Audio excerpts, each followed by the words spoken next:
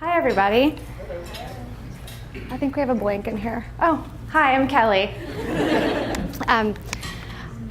I know I said I was going to talk a little bit about branding from the gut, and I will as I move through it, but you guys are such a mixed crowd in terms of the backgrounds that you come from that I think that it makes a lot more sense for me to just sort of tell you my story, which I'll just sit down because you just did it for me, and show you some work and sort of tell you some of the stories of how I've found my way through my process.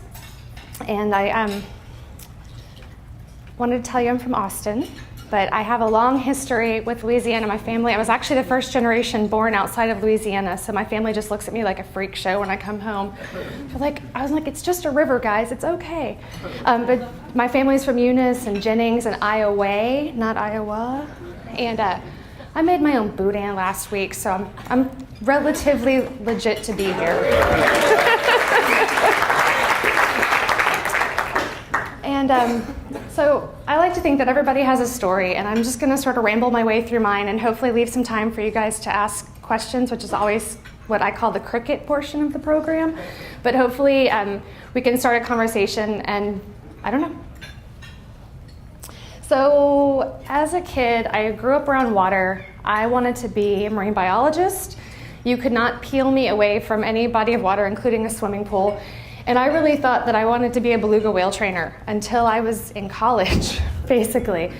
And ended up meeting this wonderful, he called it graphic arts at the time, but I had this amazing teacher that introduced me to design, what was called graphic arts at the time. And I called and told my parents that I think I wanted to go to art school.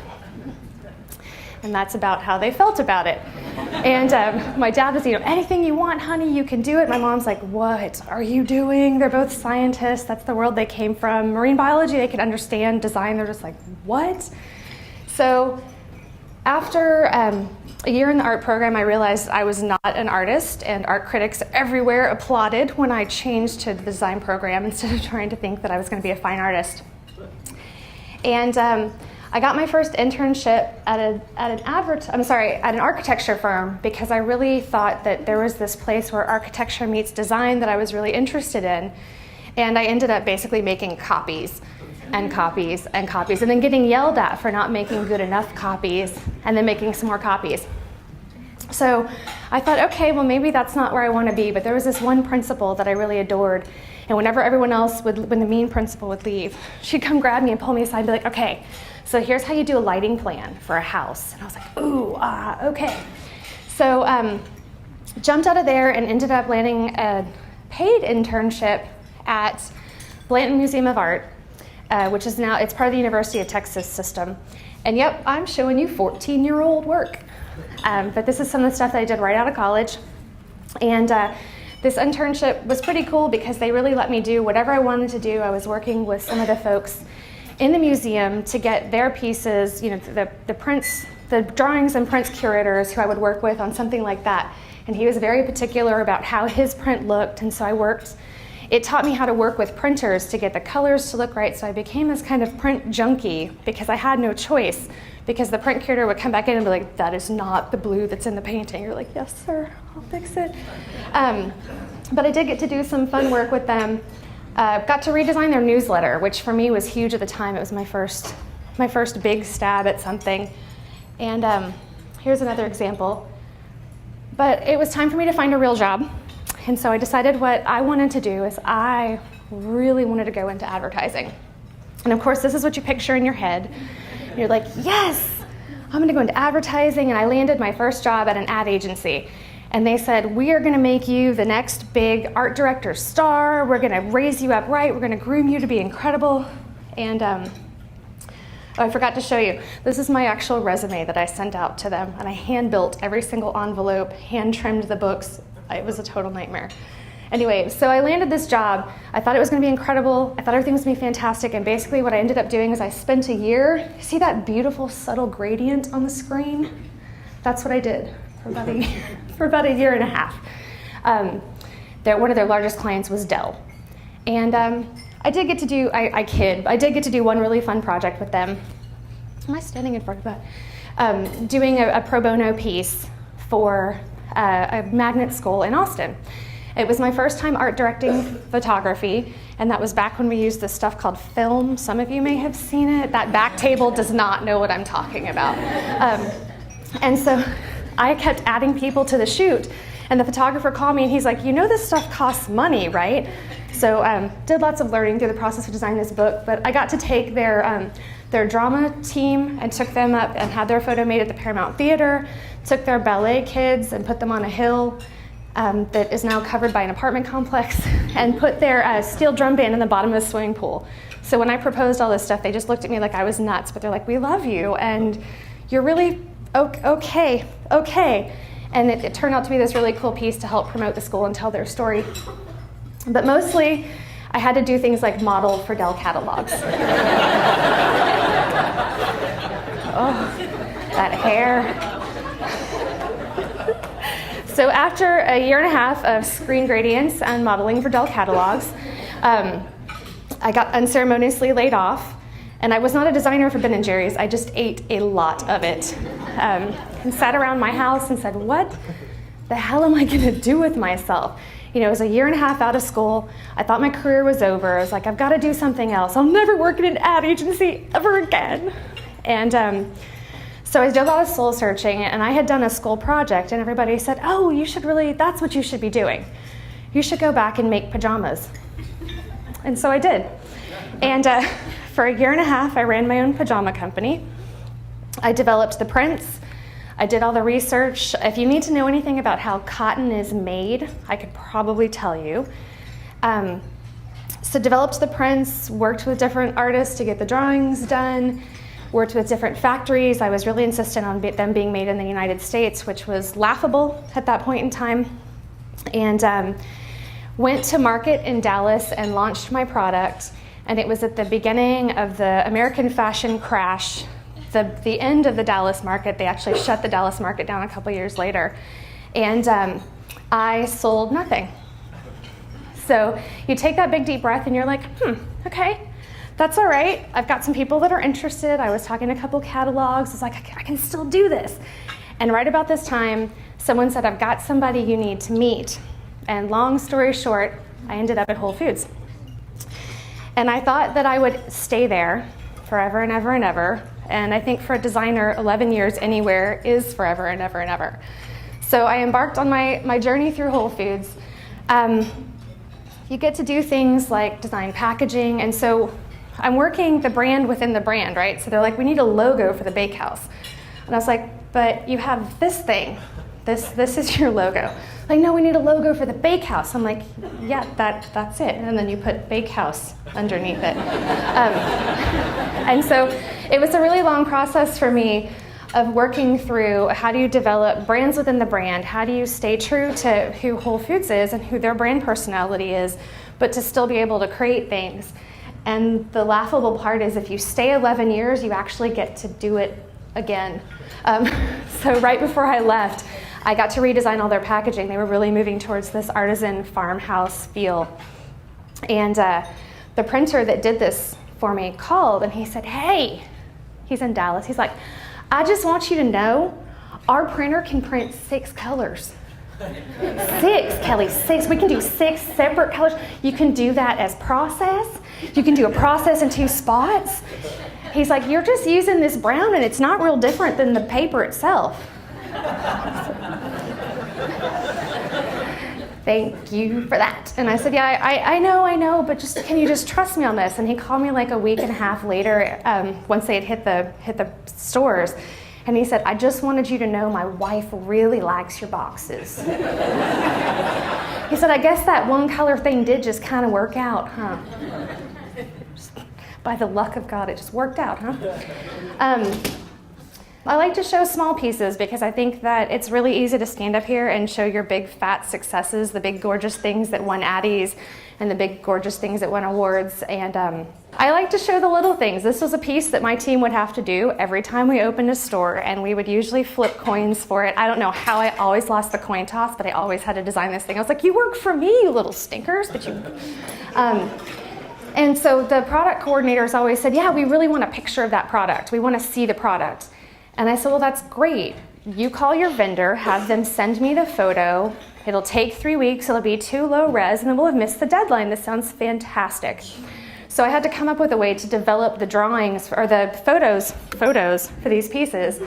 And so I came up with this really crafty way of pulling stuff, like super low res stuff off the internet, running it through a set of filters in Photoshop, printing it out, coloring on it with markers, and then scanning it back in.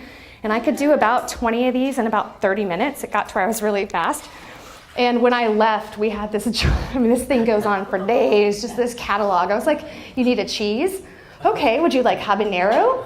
Would you like ranch cheddar? Or I think down here we have, we have every cut of fish down at the bottom. The fried chicken was always my favorite. So if you did something happy in my office, I would just print out a fried chicken drumstick and just leave it on your desk. Within the store, we're always working on making things stand out, and a lot of you probably have worked on something that goes on a shelf. So you're trying to make your products scream the loudest. So all of those products are screaming, and then I have to come in and be a voice on top of them. So I always joked that our job was to merchandise the garage sale. So we actually decided on these pieces to make the photos black and white because it was the best way to stand out in a room full of screaming color, was just to go black and white. So these were our local profiles, and it became one of my favorite parts of my job to go out and shoot these photos. And this was the first installation of these pieces in one of our stores. I also really like this slide because that coupon is like this big. And then that's a fridge magnet, and it's like that big. So I just like to see them really, really giant. And again, to show that, I think when I went to the ad agency, I thought I was gonna be Don Draper, just in a cuter skirt. And then you realize that at the end of the day, everybody's gonna put gradients on a screen. So these are our gradients on a screen. Again, we started flipping coins for who had to design the coupons because it had to happen every week. We finally just hired a freelancer. We're like, we don't wanna do these anymore. Make them go away. Hello. One of the things, again, in working within the brand on branding places is that we had started opening bars and restaurants within the stores and finding a way to make the Whole Foods brand intersect with a community, to intersect with the look and feel of a place, and then to give something its own unique identity within the Whole Foods identity became a really intellectual sticking spot for me. I had a really hard time figuring out how that was going to work. Our team had lots of spirited debates. And so these were some of the brands that we developed for different bars within some of our stores. And then we also became menu designers. So my solution became just get a piece of mason board, a big fat rubber band, and just stick it on there, because the teams were changing the menus out every week, so we couldn't print anything fancy. They needed to be able to run it on their laser printer. So you're looking at my lovely mason board and rubber band solution on like 2 of those. I got to do coasters, which was kind of fun, and then a growler. Hello. This was my favorite. This store actually opened after I left, but we opened the Yale Diner because the store in Tulsa was on Yale Street. And I got to design, I became this like closet copywriter, and I would try to sneak in like the dumbest stuff I could just to see what would happen. And so actually, I wish you could see it on this menu, but there's a picture of Oklahoma, and it says, Oklahoma, it's okay. And then nobody commented. I'm like, that is genius, you guys. They're like, you're not that clever, Kelly. But it was our way of just getting to have a little bit of fun. And it's like, well, if you want to hire a copywriter on this gig, great. Otherwise, I got you covered. So it led to very genius things like, the Austin store especially is known for being pretty hippie. And so I did growing it right here at home and doing it naturally for over 30 years. It was just placeholder copy. And this thing went out and everyone's like, we love it. And I'm like, did you read it? And they're like, we love it. I'm like, print. And so these bags are actually wandering around with little kids all over Austin. I did deep in the heart of Dallas. I really wanted to find a way for Debbie to be involved, but my team was like, ixnay on the Ebby day, Kelly. I'm like, but it would be so good. And actually, I'm super stoked. I'm going to New Orleans so that I can snag one of these bags that I did. I'm like, you guys, it's got to say making groceries. And they're like, that's not proper grammar. I'm like, it is when you go east of the Sabine. It's okay. This actually means something to them. They're like, okay, we trust you. So I'm stoked because apparently these are floating around now and I can have one.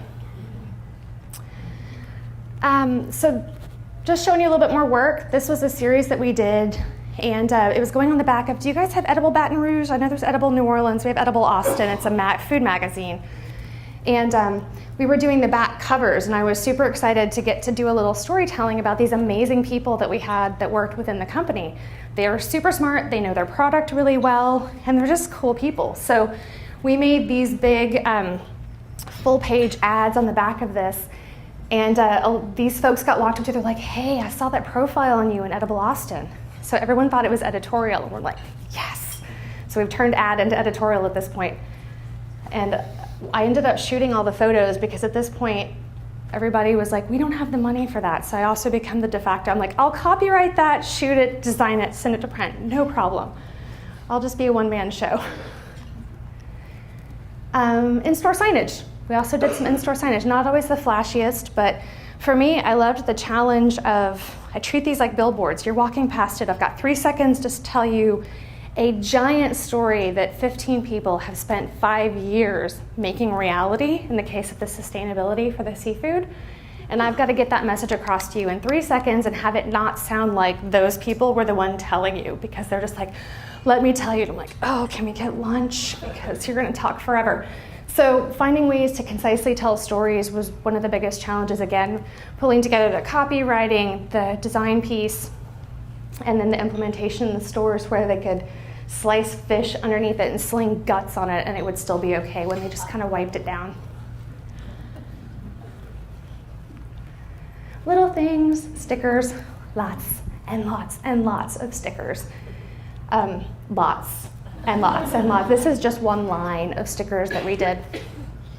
And so every time we developed a juice, I was like, I can't find a watermelon illustration. I guess I'll have to do one. So then I feel like, does anybody have a watermelon on the computer? Nobody? Nobody. Okay, can somebody draw a watermelon real quick? And these ended up, we started doing them for this juice line. And then the teams, this is the other piece, the teams would try to mark it for you. Didn't or couldn't count on how it was going to happen. But they're like, oh, we started these new juicing kits, so we just put your stickers on them. And I'm like, how is that? Anyway, I love you guys. That doesn't make any sense, but thank you for putting my sticker on it. T-shirts, T-shirts, and T-shirts, and T-shirts, and T-shirts, and some more T-shirts. Every store got a T-shirt. So then, again, it's looking at that, like, how do you brand Whole Foods? How do I brand a team member that's walking in the store? How do I say, we're so glad to be here, welcome to our store, thanks for coming, we're a part of your community. And one of the best billboards we had was actually being able to brand the team members. So we would always make sure that the apron string wasn't going to mark the bottom of it and that it sat up high enough to where it worked on them. So using our team members as driving billboards, basically. That's me in the meat department. And everybody says, why do you show this slide? I show this slide because when I do my talk about branding from the gut, one of the best things I could do in my company, because our design team is very, very small, and we're not the only voices at the table, and we're by far not the loudest voices. The meat team leader is always going to trump my ass in a conversation about meat. I can't win. So I decided if you can't beat them, join them. And I did, and they all just sort of stood back. A bunch of good old boys in the meat department. They just kind of stood back. I didn't tell them I had to sneak into the seafood department to find a coat that didn't come down like to there on my hands, because they're all size large and up. And I'm wearing like an extra small seafood coat with the sleeves rolled up. And I said, I'm gonna come work with you guys today. Just like, all right, cutie, go get on in here. And they just stood back and left me, and I'm standing in front of this is a saran wrapper. And I'm like, I'm gonna figure this out. I don't know how to run a saran wrapper. And they saw me and they're like, you want us to show you how to use that? I'm like, yeah. So at first everybody was really standing back, just kind of let's laugh at the little girl that can't reach the front of the case to get a steak the customer's pointing at. Never mind that I had been a vegetarian for 10 years, which was even funnier to them. And I put in 8 hours with not even a break. I had put out, I think I wrapped something like 200 pounds of ground beef. I served more customers. I was covered in like guts and blood and whatever. I had brought stuff back out of the meat grinding room, which is a sight to behold, something similar to making sausage. And I was like, I'm here, and I didn't complain once. So I tell you what, the next meeting, when I was sitting in there and I pitched a design, first person to get on my back, to get in behind me and have my back was our meat coordinator. He's like, Kelly, I think that's a great idea. I was like, so it was one of my biggest learnings in working in-house was that my design team could be behind me all day long, the marketing team could love me to death, but if the meat team leader hated blue, my blue packaging was never gonna fly in his department unless I had him on my side. So, go work in the meat department, I guess is what I'm trying to say. Food trucks. I got to design a food truck. I always wanted to do something with flames on the wheel. Because I'm a secret hot rod enthusiast. I was like, I'm just gonna slip this in and see if anyone notices. No one said anything, so I got to make a food truck with flames on the wheels. Here's some of the photography that I ended up shooting. I trained our prepared foods team. 2 were just regular line cooks to be able to help me prepare food that we could photograph. And then we would literally do this in this, like, I wish I could show you a bigger picture of the room. It's a tiny little room, and we're like jammed up against the window trying to set these tablescapes. But this became one of my favorite parts of my job, was actually being able to shoot the food itself. And then we would shoot a lot of local farmers. So the one on the left is what you would have seen in the store. And on the right is the stuff I would sort of collect for myself along the way, because these people, the food producers in the United States, right there, they're just the most amazing people. They have the most incredible stories. And so I loved being able to sort of take these pictorials that would tell their story, and then they'd be like, you just get to use one. Like, all right, show the family. These are actually the cheesemakers, John Folse's cheesemakers down at the bottom. This is up on down on the Mexican border. This guy grows onions. Actually, this is Bocage honey right here in Baton Rouge. And this is Mr. Ramirez. Everyone knows his, I don't think anyone knows his first name. Everyone calls him Mr. Ramirez, and he's a jalapeno grower, and he is the most charming, wonderful, honorable man. I love him to death, so I always put that picture. It was 110 degrees when he took us out on our farm tour. And he was just standing there sweating, and I was like, I have to have that picture. And I'd make friends a lot. I love fancy boots, so I'd wear my fancy boots out there. And when I'd first walk out into a farm, the farmer would be like, and I'd be like, see that right there? That's pig teeth. That scratch right there, that's pig teeth. And he's like, so you get this silent respect. Hello. Oh, this was one of our favorite shoots. We had been working with these chalkboards because we have chalkboards in all the stores. We're trying to find another way to tell our story. And this is my project manager. And I was like, dude, can you just get in there and just like tuck the guts in a little bit more? It was the best. Because he ran my day. He's my project manager. He ran my day all day long. They'd be like, I need for you to put the guts back in. He's like, they're not falling out. And I'm like, no, I can see him in the camera. And I just make him like go touch the fish just for fun. One of the other things I ended up getting involved in was store design, because I would sit around and be like, well, why are we paying that agency all that money to do that? Or why doesn't the marketing message end up on the wall? Well, it's because our teams weren't talking to each other. So I requested to start sitting in on those meetings, and then you have to be careful what you ask for, because then you start designing stores. And I love this picture. We actually did projections on the floor, and that's one of the girls I work with. That's her daughter, like just jumping on it and having a good time. This is the store in Houston. It's our Montrose store. Really, again, gearing towards the community. There's the Buffalo Bayou runs right behind the store. So we did the Bayou Bar, picking up on some rustic materials. And we did a community paint by number, which makes me cringe if I get too close to it, because it's just all crooked lines. But it was cool to do, to have people get involved. And again, when you become a closet copywriter, you throw out things in meetings like, we're proud to be in OKC, and then it's like 12 feet tall on a wall. So this is our Oklahoma City store. And this is us taking a really simple approach to our brand within the market because we were new there. We didn't want to scare people off. We wanted to be able to tell them our story and do it in a way that wasn't too crazy. So after a while, I decided that it was time for me to let my freak flag fly and get out of there. It had been 11 years. I know, isn't she cool? I was like, I need to go to the moon today. And I had opened 23 stores. I'd been there 12 years. I had done 2,000 something illustrations, tons of signs and stickers and coupons and coupons and coupons. And I was like, okay, what's next? And I had 4.5 months of vacation, pay backed up because I just never went anywhere. And I just jumped, I just left. And I really thought that I would come back after a month of sort of taking some time off and I would go find another job somewhere. And I left and I went to go stay with my dad for a while. He lives up on Whidbey Island in Washington and it's just gorgeous up there. I was like, okay, go hang out with the fam, get some fam time, recenter myself, figure out what I'm gonna do. And the phone started ringing. Hey, we heard you left, we have this project. Hey, we heard you're not at Whole Foods anymore, we have this project. And my dad's like, man, your time off is sure looking a lot like work. I was like, okay, so, I'm starting to have these issues with identity, right? Who am I? This is for reals. Except for her, I just want to be her. I don't know who the Whole Foods space lady is, but she's awesome. And this is my friend John. But this was my whole identity. And so to start thinking about what you want to do, and the phone is ringing, and you're like, okay, so this happened just because the work was there.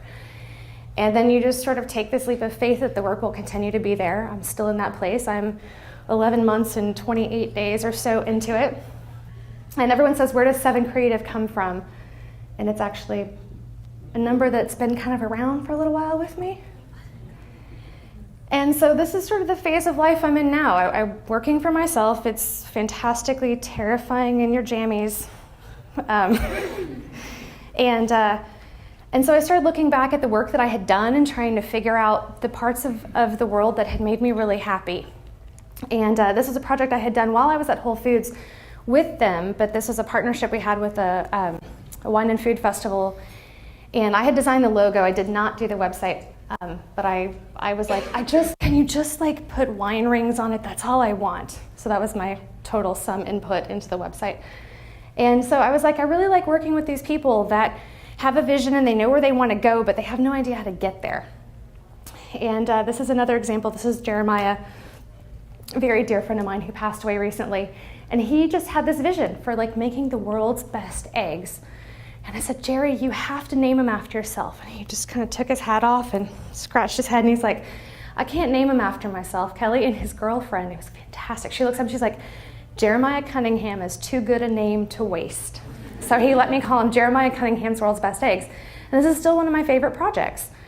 And so I said, this is really what I want to do. And thank goodness, these are the people that started calling me.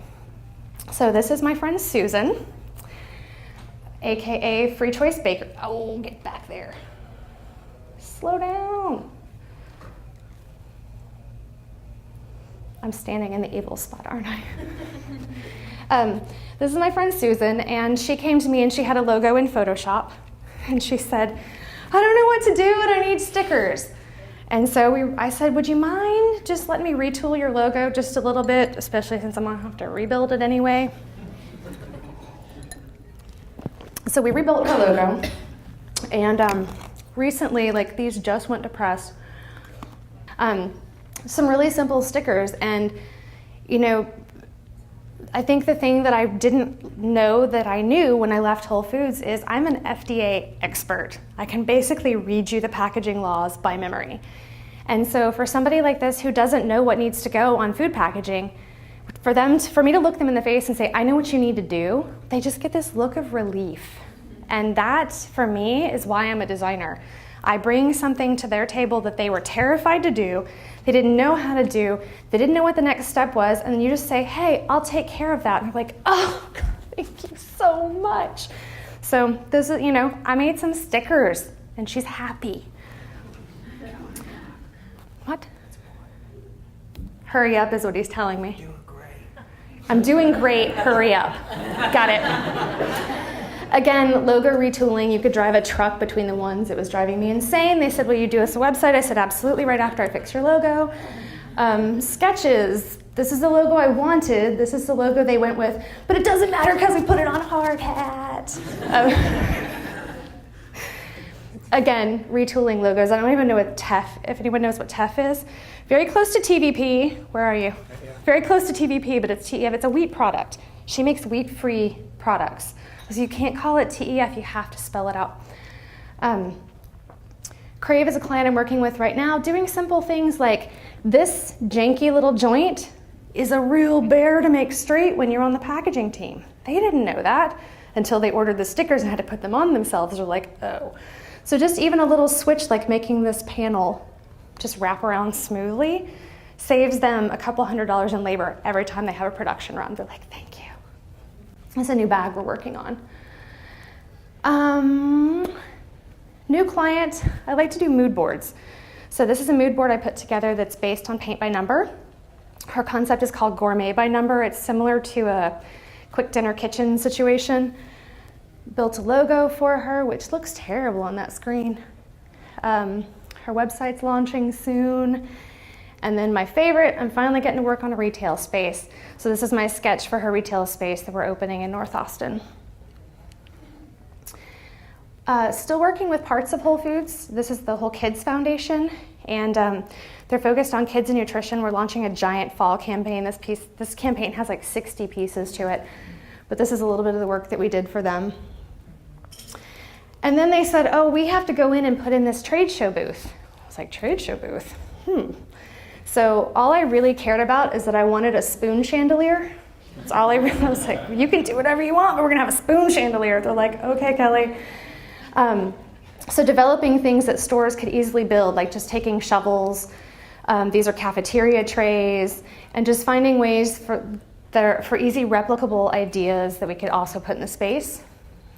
Anytime I get to weld, I'm a happy camper, so I actually welded the frames for my spoon chandelier. This is my car full of 400 square feet of plants and a box full of letters. I was like, hey, vendor, you think you could have stacked them? I don't know. Box full of letters, so helpful. So this is the space we ended up building for them. It's got garden towers and a spoon chandelier. I want to come to that presentation next month. I want to see him build space pig suits. Still taking photos when they let me. This is another one of my clients, Cosmic Kombucha, and they're actually just the cutest people. And I was like, you guys have to be in these pictures. And so we decided we would go shoot them at local Austin landmarks. And this was our test shot, and it's still one of my favorite shots we did. And I was like, you guys mind if we use that test shot? She's like, but my fingernails. And I'm like, you look adorable, just let it go. You guys are adorable. And then sometimes you get not so great photography, and your client says, I sent him some great stuff, and he's like, I might just be a dumb country boy, Kelly, but I can't tell the difference. And I'm like, so then you just get to make some lemonade, and you just kind of move on with your day. I'm on the last one. This is a client that second and last one, I'll blow through this. Again, anytime I can get my hands dirty, this is my best friend and sometimes business partner. We are posing in the traditional American Gothic. We had just installed this giant wall of shojiban wood, so we took torches and burned this wood and then put it up on a wall. Our clients were like, you're gonna do what? We're like, just go home, it's gonna be great. Then we also dyed about 3,000 feet of cotton strapping and built this giant curtain out of it for their client waiting space. So as long as I can get my hands dirty, I'm still a really happy camper. Now it's the last one. This is a branding board again that I did for a client that's just trying to get their idea off the ground. They're called Farm Table, PHARM. And so just looking at giving them some mood, giving them a brand personality, and then trying to grow on top of that. So here's where we are right now is just one of the roughs from the website is my 10-minute logo on top of a stock photo. But you get really a sense of what their company is about, and that's kind of what we were getting after. I lied one more time. You wonder what I do in my spare time. Sometimes I make leather stuff. I really like to take pictures of mushrooms. And I think that if you asked me how I felt about my life to date, this is kind of my little catchphrase right now, is that not all who wander are lost. I still feel like I'm on the path. My path is just really friggin' crooked. So that's me. Thanks, y'all. I don't do Twitter, but that's what you can find me there if you want. There's my email. Thank you.